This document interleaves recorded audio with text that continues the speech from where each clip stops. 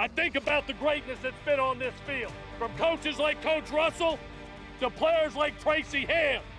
You could feel the greatness, the blood, sweat, and tears. Not every man gets to cross that bridge. You got to be a man of Georgia Southern to cross that bridge. Everything we dream about was built here. We don't break away from tradition. We enrich the tradition. Think about our football family. You fight from play one all the way to the last play. All the way. Eagle Nation, it's great to see you again. It's the start of the second season. Sun Belt Conference play begins this Saturday up in Atlanta. Georgia Southern versus Georgia State in the first ever Georgia Grown Bowl in partnership with the Georgia Department of Agriculture. We'll talk about that more as we progress. We're going to take a look back at last week's contest at Ole Miss. But it's the start of Sun Belt play this weekend for the Eagles and the Panthers. Inside the FOC with head coach Clay Helton, I'm Danny Reed. Last Saturday in Oxford, you knew it was going to be an atmosphere that few can rival. And in the 109 years that Vaught-Hemingway Stadium has existed, there has never been a bigger crowd to watch a football game than there was on Saturday. I think that's a testament to your program. Yeah, I tell you what a great experience it was for our kids and a great learning experience to be in that type of venue and be able to go against a top 5 opponent in the country. I think it really helps your football team grow. I think it strengthens you when you play this strong a schedule early. It's only going to help you for conference play. 67,505 people. It ends up being a lopsided victory for the Rebels, but you saw a lot of good things. The tackling was much better. Offensively, JC was controlled. He completes 20 of 28 passes. And even at the end of the game, Dexter Williams broke a nice run that we'll see in just a little bit. Yeah, definitely. Was really proud of JC and coming out there. What a tough kid. I mean, took some shots, really stepped into some throws, and was accurate. You know, we had one critical mistake at the position. He got caught under pressure and tried to put it up before he got hit, and ends up being a turnover. But overall, really proud of his toughness and his performance in a very hostile environment. I think if anybody had any questions about Ole Miss and what they've done the first 3 games, I think it's safe to say they are a national championship contender. Yeah, they're definitely a playoff team, and you can see the quality of talent on both sides of the ball. Defensively, I think they're stellar. I think they have a great 2 deep and depth on both sides of the ball, and that's what you got to do to be able to make a long run in college, and that's what they have right now. Take a look at those first half highlights brought to you by Morris Bank. Get a chance to feature the Eagle defense out of the gate. It's goal to go for Ole Miss, but you're going to get back-to-back tackles for loss. Yeah, this was right after a turnover. This was really, really important, and great job by T.J. Smith coming up to make a one-on-one tackle right at the line of scrimmage and set up a 3rd and long. Marquez Watson-Trent sticks his nose in to force that 3rd down and long, and the guy whose praises we have sung all season long, he defeats a cut block and ends up almost getting a sack here in Davon Gilmore. Yeah, Day-Day is playing really good football, and what a big stop this was early in the game off a turnover to be able to keep it to a 2-score contest at the time. About 4.5 left in the first. Irwin Burgess ties a school record here. This is a catch in 31 consecutive games. Ignore the flag at the top of the screen. This counts for 13 and an Eagle first down. Yeah, 5 catches for 53 yards for Derwin. Really thought he played very within himself. Get a chance to go back to him. This is a great effort play for a first down. Yeah, definitely. It was something that we wanted the ball out of JC's hands quickly.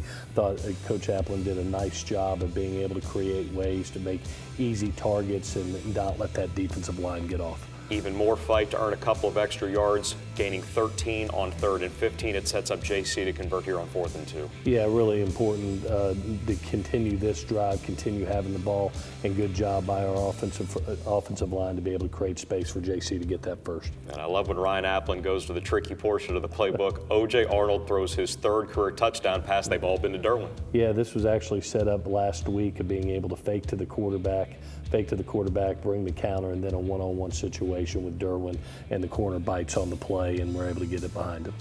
First touchdown that Ole Miss had allowed all season long. Remember, it was just 9 combined points over those first 3 games, but you get a look on the replay. Everybody collapses on O.J. after the fake to JC, and then finds Derwin in the corner. Yeah, it was a nice play concept off something that was done the week prior, and being able to set up for this week.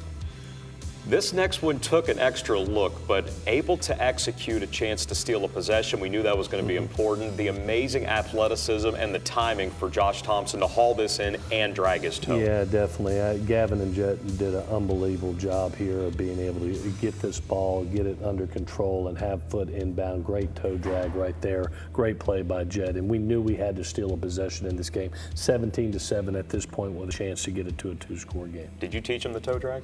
No, BJ does a really good job of that. Dalen Cobb goes for 12 here. Another great effort play, breaks free of Saunders. He gains 5 more yards.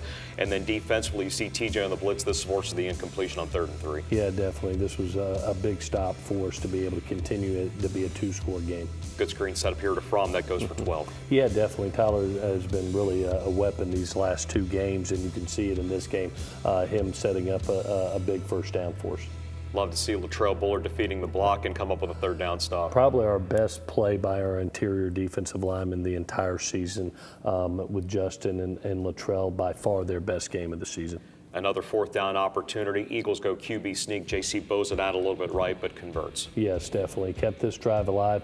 Gave us the opportunity, hopefully, to try to cut this score right before half and to keep it out of their hands. One thing we had brought up, as Georgia Southern is stealing possessions, you gave yourself a chance on offense. 3 of the last 4 possessions, you were on the plus side of the 50, but what was the great separator in keeping you off the scoreboard? Well, I thought they were terrific on 3rd down. When you look up and you're 3 of 17 on 3rd down and you're forcing 8 punts, that's the difference. I thought they played tremendous 3rd down defense, and obviously with their defensive front, they make you get the ball out of your hands really quick. If you try to hold on to it, they're going to get to the quarterback. They've got 4 NFL football players on their defensive front that really play lights out, and so thought that was the difference is the 3rd down execution. Take a look at those second half highlights when we come back from last weekend in Oxford. You're watching Inside Georgia Southern Football.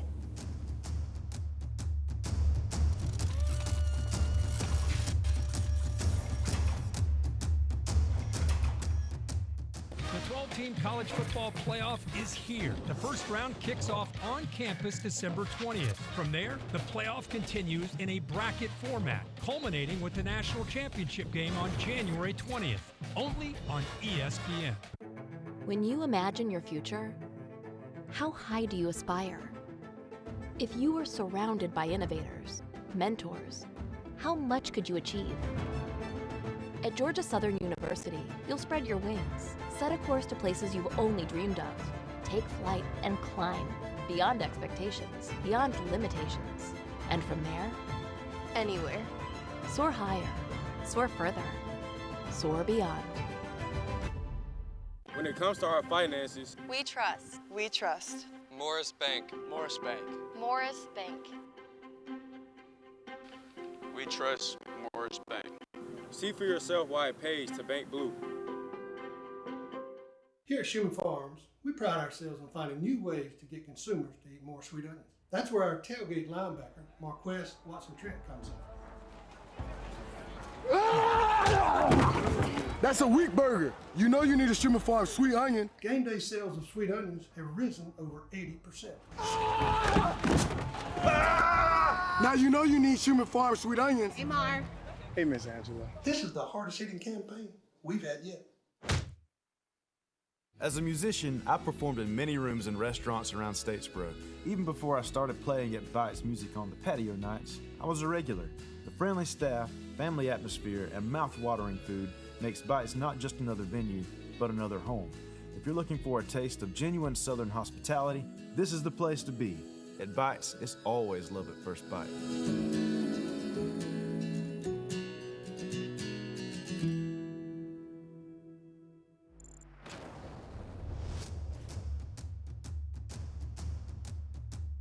Georgia Southern football continues. Folks, we remind you we will not have an episode next Monday. We will come back the following Monday, the 7th, as we prepare for that Marshall home game on the 12th, a true homestand for the Eagles as they'll get James Madison for homecoming on the 19th. But no Inside Georgia Southern football, no press conference next Monday following the Georgia State game. We'll get to the Panthers in just a little bit. But as you go into the second half, you're down 24-7. You had those opportunities that you were creating, and even though they had the lead, I thought your tackling was pretty solid all evening. Yeah, you know, I thought our kids played really hard. I thought they showed immense toughness and courage and just effort across the board. But really, at the end of the day, got us Danny, was the ability to get a couple holding calls in some key situations, especially when we cross the 50.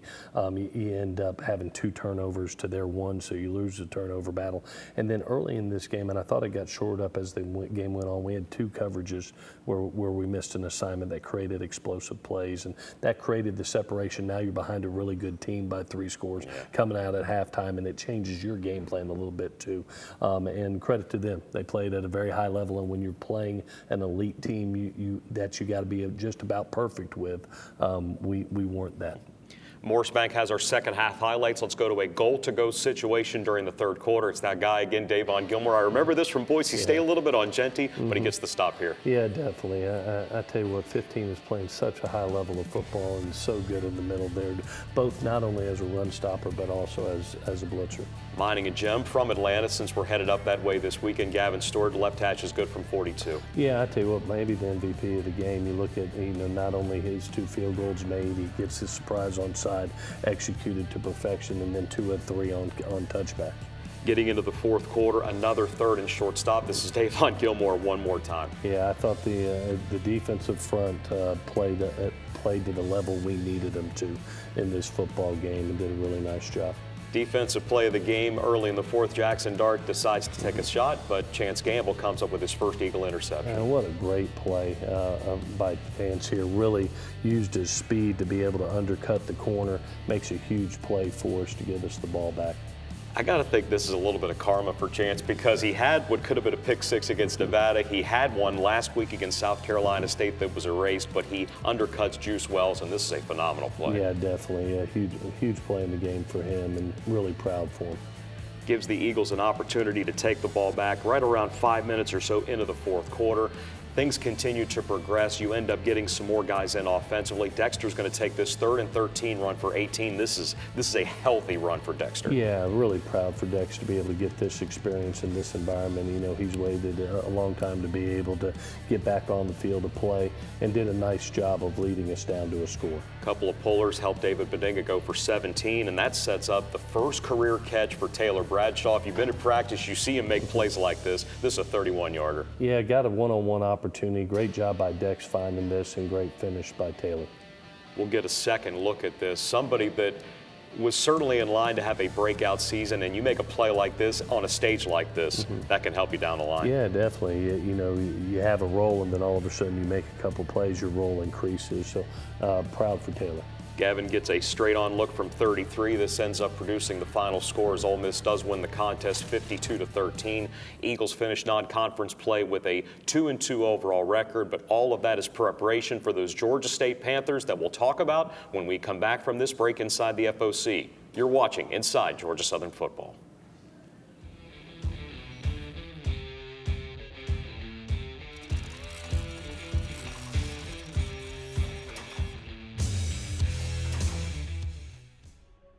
Ladies and gentlemen, the power of a word. The anticipation, the adrenaline, the hair on the back of their necks rising. The crowd, the score rising. Greatness rising, the sun rising. Sometimes a word is best left all by itself. The Sun Belt Conference, 14 universities, 10 states, rising. Join me as I take a deep dive into the least consulted ticketing app in history, SeatGeek. Did SeatGeek invent the ticket? No, but we do make them work. Drum roll, please. Ooh, how do I use the Seat View feature? It shows seats with a pole blocking the view. Don't buy those. What if I want to sit behind a pole? Buy those. Join me as I bore you to death with a series of interviews about a ticketing app that just does what it's supposed to do. The region's airport of choice is Savannah Hilton Head International. 10 airlines with unlimited options, over 30 nonstop destinations, more than 60 daily departures, and we've been voted the #1 U.S. airport 4 years in a row. Savannah Hilton Head International. All you have to decide is where to next. SAV is proud to be the official airport of Georgia Southern. Visit flysav.com. Welcome to Window World. For over 20 years, our Window World and family motto has remained the same: quality, value, and trust. Our team is the best you'll find anywhere. Great people providing exceptional service and, of course, American-made products that we proudly warranty for life. Right now, get a house full of windows for as low as $159 per month. Call for your free consultation today. Window World of Coastal Georgia and South Carolina. We're here for you for life.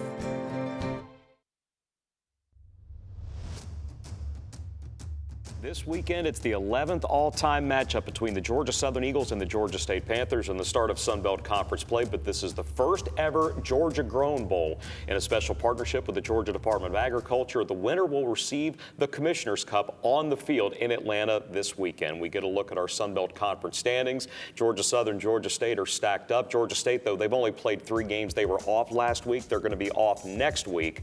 And the last time they were on the field, they picked up a pretty important win against Vanderbilt. Yeah, did a really nice job. Dale's doing a phenomenal job of building that football team. A lot of new players on that team and developing his culture. And you look how hard they played Georgia Tech. They come back with a close victory against Chattanooga and then just make a statement against Vandy. So credit to Coach McGee and the job that he's doing right now. Yeah, the schedule's going to favor them because their first 5 games are all in Atlanta. They had to go to Tech. They're in this 4-game homestand, but after that next off week, they're going to play 4 straight on the road. Yeah, definitely. They get a bye coming into this to kind of rest up and to have an extra week of preparation. So it's going to be really important for us to speed up our process and catch up this week, coming off a road trip to Ole Miss and getting back in late on Sunday night. So our guys, appreciate our staff. They got in about 6 o'clock on Sunday morning and went right to work. You bring up Del McGee, somebody that has had a ton of success in the state, gets a chance to lead an FBS program for the first time. Georgia Tech, they were in that game until the second half. They end up eking one out against Chattanooga out of the Southern Conference. But when you can say that you have defeated a power conference squad for the second time in 5 seasons, it's a touchdown with 15 seconds left to Ted Hurst from new quarterback Christian Veyer, the transfer out of Pittsburgh. It feels like very early on they've got a defined way of doing things. Yeah, definitely. I thought they've gotten better with each game, and I was really really thrilled with having the ability to watch them and see their poise down the stretch there versus Vandy, especially in that last drive. You never know how a team is going to react in that moment, and to see the quarterback really come to life and play very well down the stretch, I think it gained a lot of respect for our kids and our staff, how they performed in that game. They had built a 2-score lead, and they had that more than halfway through the 4th quarter. They end up blowing it, but they end up coming back to get up the victory. For Del McGee, he has spent time in this state as a very successful high school coach, won a state championship at Carver Columbus, but after those 2 years at Georgia Southern, the interim in 2015, spent some time with Kirby Smart, and they won back-to-back national championships. Yeah, I think we all have respect for Coach McGee and not only the coach he is and the man he is. He's been in this state for a long time, has always been known as a good recruiter, obviously with Coach Smart for a long time. Now getting his opportunity, proud for him and proud for the job he's doing. It's 48 new players for the Panthers, but as you examine them, how much of the Georgia influence do you feel in this program? Yeah, I think that's why we're excited to be able to have those 3 games to be able to watch it. It would be a little bit harder going into game 1 and saying, okay, here's 48 new players, what's the scheme? They're mixing in and out of odd front and 4 down front, which you're glad to be able to see within those 4 games, to be able to preparation. This will be our first time, being able to go up against an odd front a little bit, and to be able to see those newcomers on offense and see particular matchups. So it was great to see and excited to see those first 3 games. It'd be a little bit tougher if it was earlier. Been able to put together quite the staff. He's got Jim Chaney running his offense. He's got Hugh Jackson, former NFL coach on staff, also spent some time at Grambling, so he's definitely got quite the cast of characters in his first season as an FBS head coach. As we examine our tail of the tape from Optum Orthopedics, both teams are looking to take that step forward, this being the first ever Georgia Grown Bowl. You'd love to see a rivalry victory. Yeah, definitely. I think anytime that you get kids, there's so many in-state kids on both teams that have played together, grown up together. It's important to both staffs, both teams, both the group of players in the locker room. So obviously it's going to be an exciting Saturday. 3:30 kickoff on Saturday. We're live at 1:30 with the Cutwater Spirits Tailgate Show. Georgia Southern, Georgia State from Atlanta. Coach, thanks as always for the time. Best of luck this weekend on the road one more time. Appreciate it, Danny. Hail Southern. That's head coach Clay Helton. We come back. Whitney Hayworth has this week's Eagle Zone segment with kicker Gavin Stewart on Inside Georgia Southern Football.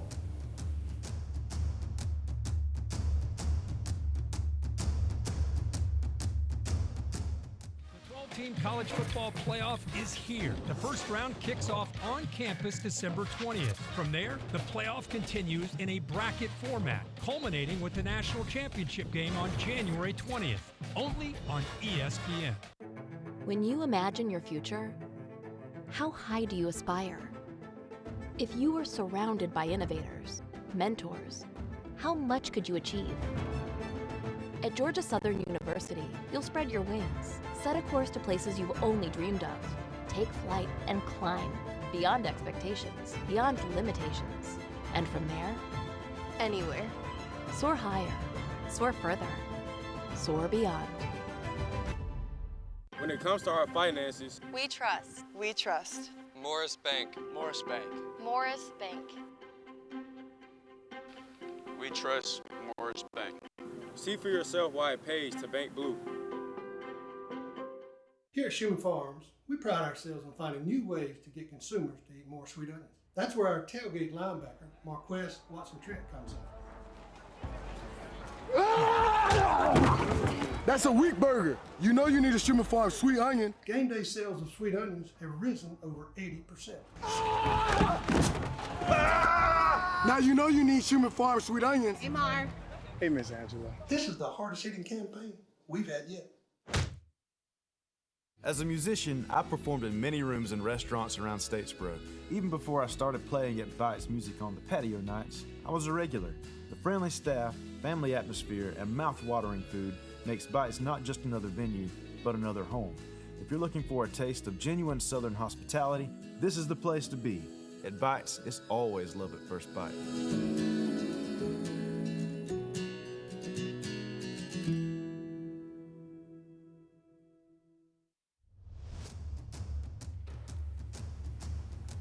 Beautiful outside look at the FOC, which this week celebrates its 10-year anniversary since it opened in September of 2014.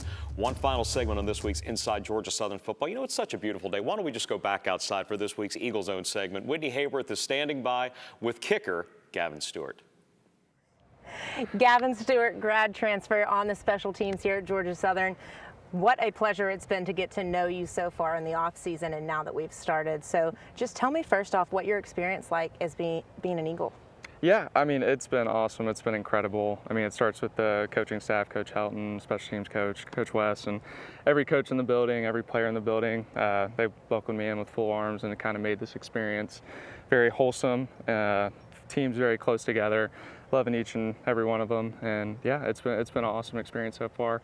Paulson's a great time on a Saturday evening, so it's been fun. A Southeast Georgia boy, how special was it to be able to come back to an area that you knew so well? Yeah, no, it's been awesome because I grew up in Savannah, Georgia, so I went to a game or two during high school with one of my buddies. It was a really cool experience, seeing the Eagle flyover and everything.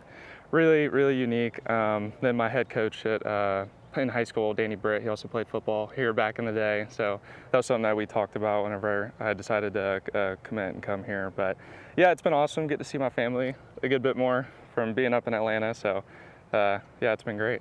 Speaking of family, you grew up in a football-loving family. Your brother played at Georgia Tech. Your grandfather also played and coached. So how important is that to be able to have those relationships and know that, you know, you can go to your coaches here at Georgia Southern, but you can also be a phone call away from others that have experience and know what it's like? Yeah, no, absolutely. I mean, it's been a pleasure seeing my grandfather grow up in the coaching world, then also my brother playing at Tech. Just great advice, because I mean, whenever I was there, like, he went through everything, and it's just good to get that, like, whether if it's like a physical part of the game or the mental part of the game, like how you deal with it and whatnot. But it's been great to kind of lean on both of them and get their perspective if I'm ever struggling or whatnot, or just advice I could have. And yeah. When you take a look at the roster, number 88 is a number that you wear. You also wore that in your previous stop. So what's the significance to that one?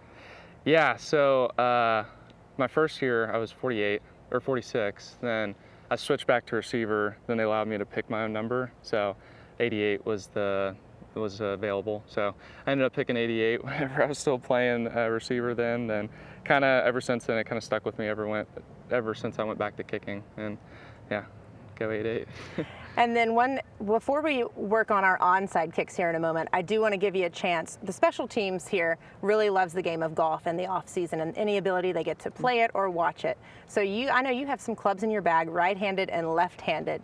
How do you work through that? And then who's the best golfer on the special teams? Yeah, so to start with, the best golfer is definitely Matt Daniel. Absolutely. He could beat anybody in the specialist group and on our team. So going to play with him later today, actually, so hopefully he doesn't beat me too bad. Off day, we should clarify for the off team. Day. So. Yes, yeah. Yeah, to have righty-lefty clubs started with whenever I was younger. Grew up, I was a lefty, then my dad wouldn't buy me new clubs, so then I took his clubs, learned how to play righty because I'm pretty ambidextrous, then went to college, bought some more lefty clubs. So it really depends. If I'm playing bad lefty that day, I'll just switch, play righty, or just do half and half, or whatever it might be. Well, that's great to have that kind of luxury. Another luxury that Georgia Southern had on Saturday against Ole Miss, you did an onside kick, so I figured no better way to learn more about an onside kick than have you teach us not only how to tee it up, but then how to get it 10 yards and get the ball back. So let's go try that. All right. Another way to embarrass myself, I did so with Alex Smith a couple weeks ago, but so I'll let you first kind of walk us through with that one, and then we'll come back to this one and I'll try a kick. Okay, Here, I'll do this one first. Okay, I don't kick perfect. That. Yeah, so the ball's set up there. Obviously, we're gonna go this way, so you can do similar to what your field goal steps are gonna be. So it's the 3, then the 2 small ones to the side. And you're here, and the purpose of this is to like bounce, then the other team misses the ball, then we're able to recover it. So then you'll just do like the 1, 2, then hit the top of the ball and hope that it does the bouncing that you want. Sometimes it's a little bit of luck that goes in your way when doing these, but so you're like here, then like that. All right, so I know that one was your favorite ball out of the 2, so I'll sacrifice for you. Okay. So, all right, we'll start at the center. 1, 2, about 3. 1 to the side, 2 to the side. So are we in a good spot? Yeah. Perfect. All right, here we go. Yeah. That was not good. That was not good. It went 10 yards. It went 10 yards. It went 10 yards. So we faked out that's the players, all that so that's matters. the most important part. Because usually there'll be a gap right there too, so you just trick the whole team, and we just got the ball See, back. that was the whole point of it, right? That was the goal. So I would like to preface that in our warm-ups we did better, but sometimes the warm-ups don't always go the way we have them. So we had a little bit of adversity, but we still went 10 yards. So yeah, exactly. Well, thanks, Gavin, so much. Appreciate all that you do here for Georgia Southern. Thanks for teaching us a little bit of the onside kick. I know everyone's probably laughing at home, but best of luck the rest of the season, and of course this weekend against Georgia State. Yeah, absolutely. Thank you very much. So, Danny, back to you. I don't see your director of creative services pulling off an onside kick like that. Thanks to Whitney and Gavin for this week's Eagle Zone. A reminder that next Monday, no Inside Georgia Southern football will take the first bye week. Hail Southern Live is live tonight, though. Wild Wing Cafe in Statesboro, 7 to 8 p.m. And then Coach Helton's press conference, also 12:30 today, right here on ESPN+, all leading to the start of Sunbelt play this Saturday in Atlanta. Eagles and Panthers, nationally televised on ESPNU. Kickoff at 3:30. We'll be live at 1:30 with the Cutwater Spirits tailgate show all across the Georgia Southern Sports Network. Eagle Nation, we appreciate you tuning in this Monday. For everybody involved and all the folks at Gata Productions, I'm Danny Reed. We'll talk to you next time on Inside Georgia Southern Football.